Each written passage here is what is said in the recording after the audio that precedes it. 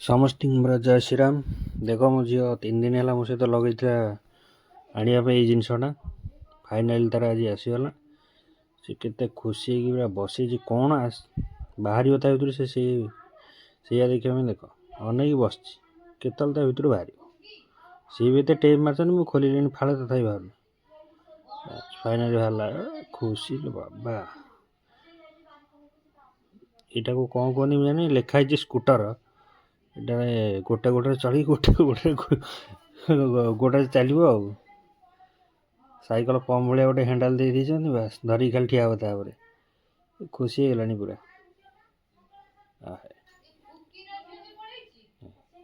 ଚଲେଇବା ପାଇଁ ରେଡ଼ି ବର୍ତ୍ତମାନ ହେଇଗଲା। ଚାଲ ଟେଷ୍ଟ କରିବା କେମିତି ଚାଲୁଛି ଆଉ। ଭଲ ହେଇଛି, ଦେଖିଆ କେମିତି ଚାଲୁଛି।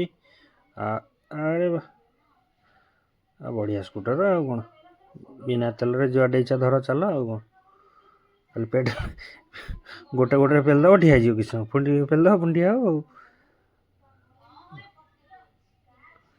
ଭଲ ହେଇଛି ପୁରା।